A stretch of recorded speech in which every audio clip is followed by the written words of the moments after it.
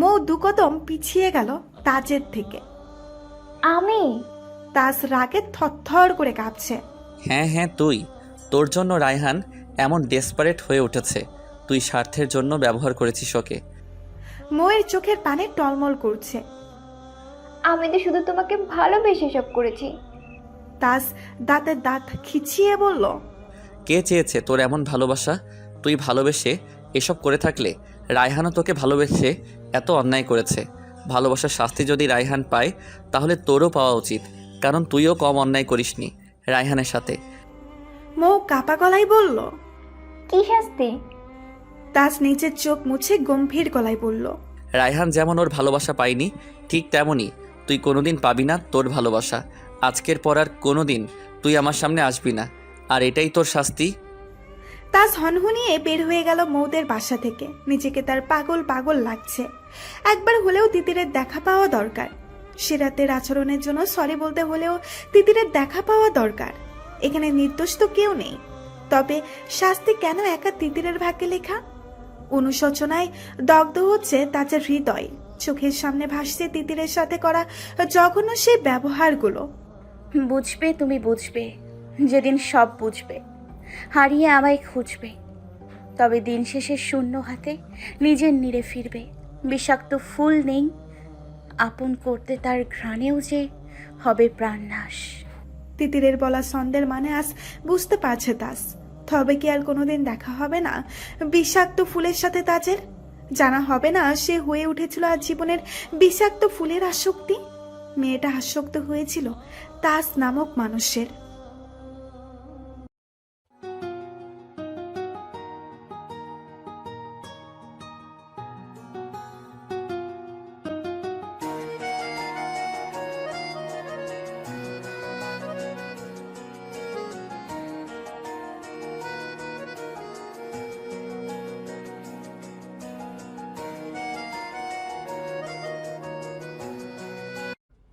গানটা শেষ করতেই তিতিরের বদ্ধ চোখের কোণ বেয়ে গড়িয়ে গেল নোনাচল। আহান তাকিয়ে আছে তার তুতুলের দিকে। এভাবে তো সে দেখতে চায়নি তার তুতুলকে। যুদ্ধে পরাজিত হওয়া সৈনিক হিসেবে দেখতে চায়নি তাকে। সে চেয়েছিল ছোটবেলার মতো চঞ্চল আর প্রাণবন্ত মেয়েটাকে ফিরে পেতে। ছদ্মবেশে সিলেটের ছোট্ট একটা কটেজে উঠেছে তারা। সকালে সে সিলেট পৌঁছেছে। কিছু খেয়ে নেওয়ার জন্য তিতিরকে ডাকতে এসেছিল। তিতির কটেজের বারান্দায় দাঁড়িয়ে চোখ বন্ধ করে গানটি গাইছে দেখে সেখানেই দাঁড়িয়ে যায়। মনে মনে বলল, কিছু বারণ মানতে ইচ্ছে করে না তুতুল। কিছু বারণ উপেক্ষা করে নিজেকে পোড়াতে ইচ্ছে করে কারো প্রেমের আগুনে। তাই তো মানুষ জেনে শুনে প্রেম নামক আগুনে ঝাঁপ দেয়। গত রাতে তিতির যখন বলেছিল সে প্রেগনেন্ট, আহান কিছু সময়ের জন্য পাথর হয়ে গেছিল যেন। কোনো মতে নিজেকে সামলে শুধু বলেছিল ঘুমিয়ে নে।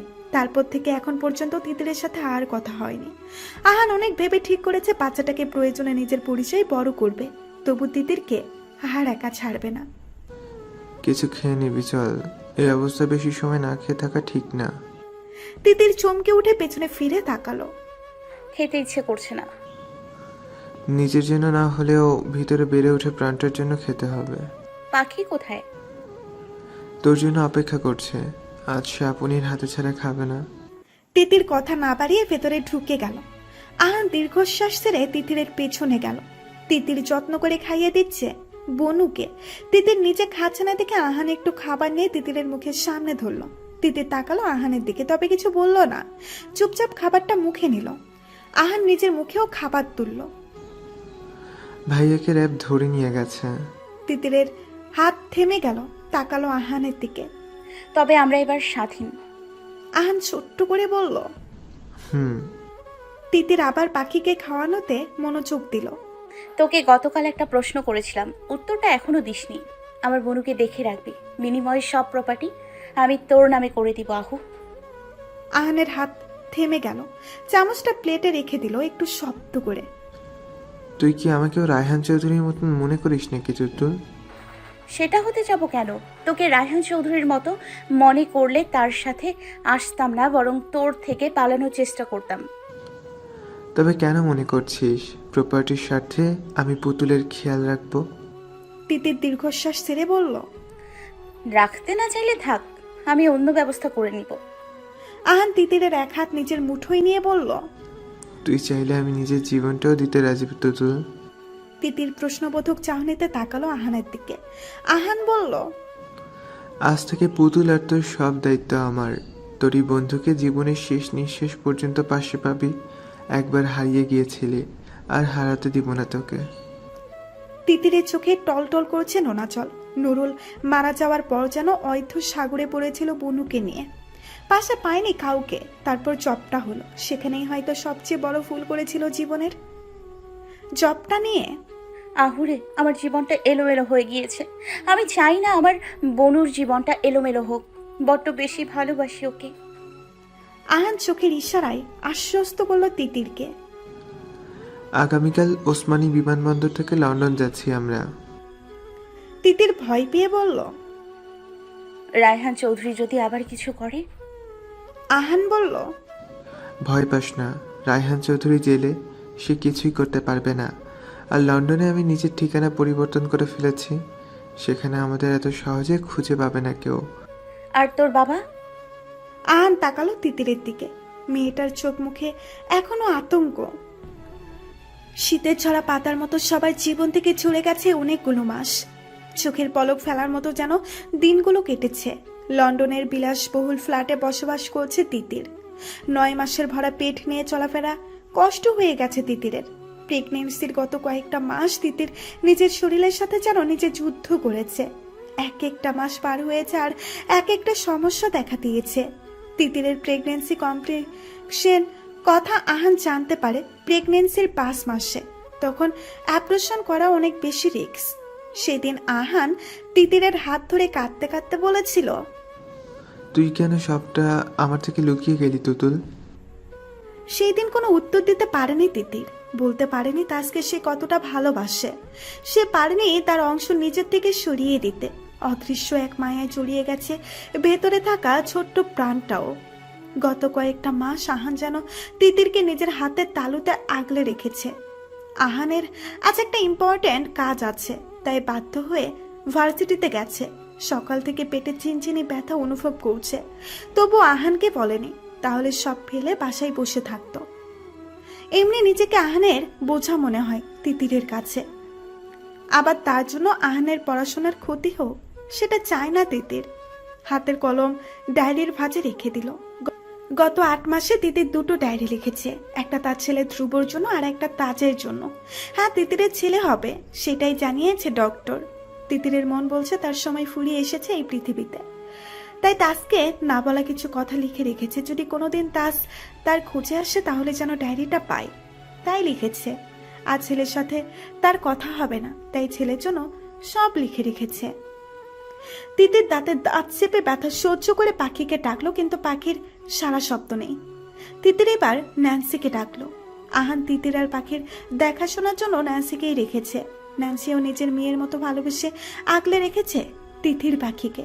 তিথিরের একটু ওয়াশরুমে যাওয়ার প্রয়োজন এখন কাউকে পাচ্ছে না। দিন দিন শরীরটাও বয়ে চলাও কষ্ট হয়ে যাচ্ছে তিতিরের। নিজের কাছে নিজের শরীরের ওজন মন খানেক মনে হয়। তিতির দুর্বল শরীর নিয়ে বেড আর দেওয়াল ধরে ধরে ওয়াশরুমে গেল। ওয়াশরুমে পা রেখে মুচকি হাসলো, যাতে কোনো অ্যাক্সিডেন্ট না হয়। তাই ওয়াশরুমে ফ্লোর ম্যাট বিছিয়ে দিয়েছে। ওয়াশরুম থেকে বের হয়ে আতঙ্কিত গলায় ন্যান্সিকে ডাকলো তিতির। রক্তপাত হচ্ছে তার, যেটা মোটেই ভালো লক্ষণ নয়। তিতিরের ডাক শুনে দৌড়ে এলো ন্যান্সি। কি হয়েছে মাম? তিতির দুর্বল গলায় বলল। মাম, রক্তপাত হচ্ছে আমার। ভয়ে চোখ মুখ কালো হয়ে গেল ন্যান্সির। তিতিরের ডাক শুনে পাখিও দৌড়ে এসেছে তার কাছে। কি হয়েছে আপনি? ন্যান্সি বলল। আমি এখন আহানকে কল দিচ্ছি। তিতির ন্যান্সিকে আটকানোর জন্য এক কদম যেতেই চারপাশ অন্ধকার হয়ে এলো। ধপ করে পাখির সামনে ফ্লোরে পড়ে গেল। অবুজ পাখিকে ধরে ফেলার আগেই পাখি চিৎকার করে বলল, আপনি? পা থেমে গেল ন্যান্সির। পেছনে ফিরে দেখলো ফ্লোরে পড়ে যন্ত্রণায় ছটফট করছে তিতির। ন্যান্সি দৌড়ে তিতিরের কাছে এলো। তিতির ঠোঁট কামড়ে ধীর গলায় বলল, খুব কষ্ট হচ্ছে মাম, আমার সময় বুঝি ফুরিয়ে এলো। ন্যান্সি নিজের বুকে চেপে ধরল তিতিরকে। কয়েক মাস নিজের মেয়ের মতোই ভালোবেসে ফেলেছে। তোর কিছু হবে না মাম, একটু সহ্য কর, আমি আহানকে কল দিচ্ছি। ন্যান্সি খেয়াল করলো ইতিমধ্যে ফ্লোর ভেসে যাচ্ছে রক্তে। কি করবে, দিশাহারা হয়ে গেছে ন্যান্সি। পাশে পাখি কিছু না বুঝে তার আপুনিকে কাঁদতে দেখে চিৎকার করে কাঁদছে। এমন সময় কলিং বেলটা বেজে উঠলো। পাখি কি বুঝে দৌড়ে গিয়ে দরজা খুলে দিল। দরজার ওপাশে আহান দাঁড়িয়ে আছে। পাখি কাঁদতে কাঁদতে বলল, আহান আপনি কাঁদে তো। কান্নার ফলে পাখির কথা বোঝা যাচ্ছে না। আহান পাখিকে কাঁদতে দেখে ভয় পেয়ে গেছে। তিতিরের নাম শুনেই দৌড়ে ভেতরে ঢুকলো। তিতিরের দরজার সামনে এসে চিৎকার দিয়ে বলল, তুতুল। ন্যান্সি কাঁদতে কাঁদতে বলল। আহান কিছু করো মাইসান। আহান কিছু না ভেবে দ্রুত কোলে তুলে নিল তিথিকে। তিতিরের চোখ বুজে আসছে। এখন আর ব্যথা অনুভব হচ্ছে না। শরীরটা কেমন তুলোর হালকা লাগছে তিতিরে। তিতির ঝাপসা চোখে আহানের জায়গায় যেন তাসকে দেখল। বিড় করে বলল, আপনি এসছেন? এত দেরি কেন করলেন? আবার যে যাওয়ার সময় হয়ে গেছে।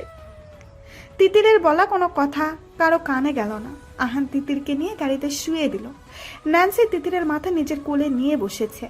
পাখি যেন আজ বুঝদার হয়ে গেছে। নিজের সামনে সিটে গিয়ে বসলো। শীতকাল চলছে লন্ডনে।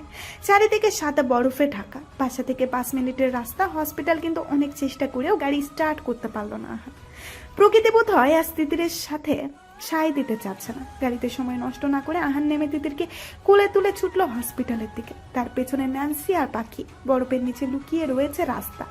আহান 15 মিনিটে পৌঁছালো হসপিটালে। 1 মিনিটের জন্য থামেনি তিতিরের রক্তপাত। দ্রুত অপারেশন থিয়েটারে নেওয়া হলো তিতিরকে। ডাক্তার অপারেশন থিয়েটারে ঢোকার আগে আহান তার সামনে দাঁড়িয়ে হাত জোর করে করুণ গলায় বলল, স্যার প্লিজ বাঁচিয়ে দিন আমার তুতুলকে। ডক্টর আহানের ভার্সিটির স্যার। সে হতাশ গলায় বলল, Well, try to my best, but you cannot the condition of the patient. Doctor ভেতরে চলে গেল। হাঁটু গেড়ে বসে 2 হাতে মুখ লুকিয়ে বাচ্চাদের মতো কাঁদতে থাকে আহান। সে কি হারাতে চলেছে তার তুতুলকে? হসপিটালের করিডোরে বসে আছে তাস। প্রায় 8 মাস পর দেশের মাটিতে পা রেখেছে। সে ঘটনার পরদিন দেশ ছাড়ে। যাওয়ার আগে প্রেস মিডিয়াকে ফিল্ম ইন্ডাস্ট্রিতে অফিসিয়ালি বিদায় নিয়ে যায়। আর যাই হোক, কারো স্যাক্রিফাইসে ক্যারিয়ার বয়ে চলা সম্ভব নয় তার পক্ষে। বাবা মাও ভুল বুঝিয়েছিল তাকে, কেন থাকবে সেই দেশে। কিন্তু 2 দিন আগে হার্ট অ্যাটাক করেছে ইকবাল খান। তাস প্রথমে মনে করেছিল তাকে দেশে ফেরানোর জন্য মিথ্যা বলেছে, কারণ এর আগেও এমন করেছিল। কিন্তু এবার খোঁজ নিয়ে জানতে পারে সবটাই সত্যি, তাই পারেনি দূরে থাকতে। ছুটে এসেছে বাবা মায়ের কাছে। এখন আইসিইউতে রাখা হয়েছে ইকবালকে। ইরিনা অসুস্থ হয়ে পড়েছে, তাই তাকেও ভর্তি করা হয়েছে। কেমন আছো? পরিচিত কণ্ঠে মাথা তুলে তাকালো তাস। মৌ দাঁড়িয়ে আছে তার সামনে। 8 মাসে পরিবর্তন হয়েছে মৌয়ের। আগের তুলনায় শুকিয়ে গেছে অনেকটা, তবে দেখতে সুন্দর লাগছে। তাস কিছু বলার আগেই মৌ বলল, ভয় নেই, আজ আর ভালোবাসার দাবি নিয়ে তোমার সামনে আসিনি। একজন ডক্টর হিসেবেই এসেছি। তাজ আর কিছু বলল না। মৌ চুপচাপ তাজের পাশে বসলো। আঙ্কেলের হার্টের অবস্থা ভালো না। এটা ওনার দ্বিতীয় অ্যাটাক, সেটা হয়তো তোমারও জানা আছে। আমার কোনো মানসিক চাপ বা উত্তেজনা সহ্য করার মতো শক্তি ওনার নেই। চেষ্টা করো ওনাকে হাসি খুশি রাখার। ওনাদের ছেড়ে আর দূরে যেও না। আমি তো মেনে নিয়েছি আমার নিয়তি। তাজ তাকালো মৌয়ের দিকে। মৌ দীর্ঘশ্বাস ছেড়ে বলল, তাজ, রায়হানকে আমি আগে অনেকবার তোমার পথ থেকে সরে যেতে বললেও গান রেকর্ডিং ছাড়তে বলিনি। সেটা নিজের ইচ্ছেতে ছেড়েছে রায়হান। তবু তোমার শাস্তি মাথা পেতে নিয়েছি। তবে কেন তুমি তোমার বাবা মা ফেলে দূরে গিয়ে পড়ে আছো? তাজ সোজা হয়ে বসলো। তোর জন্য বাবা মাকে ছেড়ে যাইনি আমি। তারাও নিজের সন্তানকে বিশ্বাস করেনি, তার শাস্তি দিয়েছি। আঙ্কেলের অবস্থা এখন মোটামুটি ভালো, তবে কেবিনে শিফট করা হবে একটু পর। তোমার সাথে দেখা করতে চাইছে। তাজ কিছু বলল না। মৌ কিছুটা সময় তাজের পাশে চুপচাপ বসে থেকে উঠে চলে গেল। একটু পরে ইকবালকে কেবিনে দেওয়া হলেই তাজ সেখানে উপস্থিত হলো। চোখ বন্ধ করে শুয়েছিল ইকবাল। তাজ বাবার মাথায় হাত বুলিয়ে দিতে ইকবাল তাকালো ছেলের দিকে। অভিমানেই মুখ ফিরিয়ে নিল। আবার এসেছো কেন এখানে? একেবারে মরে গেলেই আসতে, দাপন কাপন করতে। তাজ অসহায় গলায় বলল, বাবা এভাবে বলো না প্লিজ। আর কোথাও যাব না তোমাদের ছেড়ে। আজ থেকে যা বলবে তাই করব। তবু রাগ করে থেকো না, তাড়াতাড়ি সুস্থ হয়ে যাও। ইকবাল আবার তাকালো তাজের দিকে। তুমি আমার একমাত্র সন্তান তাজ, খান বংশের একমাত্র উত্তরাধিকারী। সব বাবা মাই চায় তার সন্তান ভালো থাকুক, আর আমরাও সেটাই চাই। এটাই কি আমাদের অপরাধ? বাবা কোনো অপরাধ নেই তোমাদের। ইকবাল ছেলের দিকে হাত বাড়িয়ে দিল। আমার একটা কথা রাখবে বাবা, কথা দে। ইকবাল হাত বাড়িয়ে দিলেই তাজ হাতটা ধরে বলল। বললাম তো বাবা, তোমাদের সব কথা শুনবো। ইকবাল কোনো ভূমিকা ছাড়াই বলল। মোকে বিয়েটা করে নে বাবা, মেয়েটা সত্যি ভালোবাসে তোকে। আমি আমার ছেলেকে সুখী দেখতে চাই। ইকবালের হাত ছেড়ে দিল তাজ। উত্তেজিত হয়ে গেল ইকবাল। ক্রমশই হার্টবিট বাড়ছে তার। নার্স ডেকে আনলো মৌকে। মৌ এসে ব্যস্ত গলায় বলল। তোমাকে বললাম আঙ্কেলকে উত্তেজিত করো না, এবার অ্যাটাক হলে কিছু হাতে থাকবে না। পাথরের মতো বসে আছে তাস। গত 8 মাস ধরে পাগলের মতো খুঁজেছে তিতিরকে, কিন্তু মেয়েটা যেন কর্পূরের মতো উবে গেছে রাতারাতি। মেয়েটার কাছে ক্ষমা না চাওয়া পর্যন্ত সে পারবে না নিজের জীবন এগিয়ে নিতে। তাস বের হয়ে গেল কেবিন থেকে। এমনিতেই আজ মনটা বড্ড বেশি অস্থির হয়ে আছে তাজের। হয়তো বাবা মা অসুস্থ তাই। তাজ বাইরে গিয়ে বসতেই মৌ বের হয়ে বলল। আঙ্কেল তোমাকে ডাকছে। আমি বারবার বলছি তাজ, ওনার উত্তেজিত হওয়া ঠিক নয়। তাজ বাধ্য হয়ে ভেতরে যেতেই ইকবাল ঘন ঘন শ্বাস টেনে বলল। আজ তুমি আমার হাত ধরে কথা দিয়েছো। তাজ অসহায় চোখে তাকালো বাবার দিকে। কি করবে এবার সে? অপারেশন থিয়েটার থেকে ডক্টর বের হতে আহান দৌড়ে সামনে গেল। ন্যান্সি আর পাখিও হসপিটালে পৌঁছে গেছে। কাঁদতে কাঁদতে পাখির ফর্সা মুখ লাল হয়ে গেছে। আহান বলল। স্যার, আমার তুতুল। ডক্টর মাথা নিচু করে বলল। Sorry an, I tried my best. রোগীর হাতে বেশি সময় নেই, তোমাদের সাথে কথা বলতে চাইছে। আহান মুহূর্তে পাথরের মতো শক্ত হয়ে গেল, যেন রোবটের মতো এগিয়ে গেল অপারেশন থিয়েটারের দিকে। অক্সিজেন মাস্ক মুখে লম্বা লম্বা শ্বাস নিচ্ছে তিতির। আহানকে দেখে কাপা হাত উঁচু করলো পেট থেকে। আহান এগিয়ে গিয়ে তিতিরের হাতটা নিজের মুঠোই নিল। অক্সিজেন মাস্ক খুলে তিতির কাপা কাপা গলায় ভেঙে ভেঙে বলল। তুই বলেছিলি জীবনের শেষ নিঃশ্বাস পর্যন্ত তোকে আমার পাশে পাবো। তুই তোর কথা রেখেছিস, তাই আজ তোর থেকে আরো একটা কথা চাইছি আহু। আমাকে ছুঁয়ে কথা দে, আমার বনু আর ধ্রুবকে তুই আগলে রাখবি। আহান পাশে তাকিয়ে দেখলো নার্সের কোলে সাদা কাপড়ে মোড়ানো ফুটফুটে একটা বাচ্চা কান্না করছে। নার্স টলমল চোখে তাকিয়ে আছে তিতিরের দিকে। আহান কান্না গিলে বলল। কথা দিলাম তোকে, একটা ফুলের টোকাও পড়বে না ওদের গায়ে। হাজার যন্ত্রণায় তিতিরের ঠোঁটের কোণে ফুটে উঠল তৃপ্তির হাসি। প্রত্যেকটা কথা বলতে তার তীব্র যন্ত্রণা ভোগ করতে হচ্ছে, তবুও বলছে, না হলে আর যে বলা হবে না। তিতির নার্সকে ইশারায় করলো বাচ্চাটাকে তার কোলে দিতে। নার্স বাচ্চাটাকে তিতিরের বুকের উপরে শুয়ে দিল। তিতির চুমু খেলো ছেলের মাথায়। মা থাকবে না সোনা, তুমি মিষ্টি বাচ্চা হয়ে থেকো। তিতির আহানের দিকে তাকিয়ে বলল। আমার ছেলের জন্য একটা উপহার রেখেছি, আর একটা তার বাবার জন্য। সেগুলো ঠিক সময়ে তাদের দিয়ে দিস। আহান চোখ মুছে বলল। তোর কষ্ট হচ্ছে, প্লিজ কথা বলিস না তুতুল। আহান অক্সিজেন মাস্ক পরানোর জন্য হাত নিতেই তিতির লম্বা শ্বাস টেনে ধীরে ধীরে নিস্তেজ হয়ে গেল। ডক্টর পাশেই ছিল। সে তিতিরের পালস চেক করে জানালো পৃথিবীর মায়া ত্যাগ করেছে তিতির।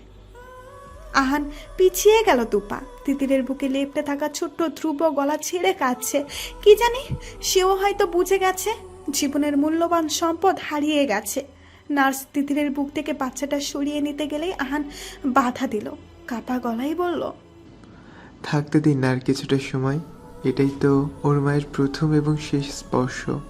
আর কোনোদিন চাইলেও কোথাও খুঁজে পাবে না এই স্পর্শ। আহানের চোখে বাঁধ ভেঙেছে। শব্দ হচ্ছে না, কেবল গড়িয়ে পড়ছে নোনাজল। বুকের ভেতরটা জ্বলে পুড়ে ছাই হচ্ছে, কিন্তু বুঝাতে পারছে না কাউকে। হে কেমন দম বন্ধ করা কষ্ট, না আর কাউকে সহ্য করা গেল না। তিতিরের বুক থেকে ধ্রুবকে তুলে নিয়ে বের হয়ে গেল আহান। তার যে এখন অনেক দায়িত্ব, তাকে ভেঙে বললে চলবে নাকি? ইকবাল তাকিয়ে আছে তাজের দিকে, তার উত্তরের অপেক্ষায়। তাজের চোখ মুখ শক্ত হয়ে গেল মুহূর্তে। বাবা, আগে তুমি ঠিক করে নাও, ছেলেকে জীবিত দেখতে চাও নাকি মৃত? এক অপরাধবোধের বোঝা মাথায় নিয়ে ধুকে ধুকে মরছি আমি। অনুশোচনার আগুনে পুড়ে ছাই হচ্ছি ক্ষণে ক্ষণে। আরও একটা অন্যায় করতে বললে দম বন্ধ হয়ে মারা যাব। আর এটাও তুমি ভুলে যাচ্ছ, তিতির আইনত এখন আমার স্ত্রী। মৌ কিছু না বুঝে বাবা আর ছেলের কথা শুনে যাচ্ছে। তখনই দরজায় দাঁড়িয়ে কেউ বলল। মৌ। মৌ সহ সবাই ফিরে তাকালো দরজার দিকে। এক সুদর্শন যুবক দাঁড়িয়ে আছে। তাকে দেখে মৌয়ের কপালে বিরক্তির ছাপ দেখা দিল। তাজ বলল, আপনি কে? যুবক ভেতরে ঢুকে তাজের দিকে হাত বাড়িয়ে দিয়ে মুস্কি হেসে বলল, আমি ডক্টর সুফিয়ান আহমেদ শান, মৌয়ের হাজবেন্ড। তাজ প্রথমে শকড হলেও পরে মুস্কি হেসে হাত মিলিয়ে বলল। আমি তাজ কথা শেষ করতে দিল না শান।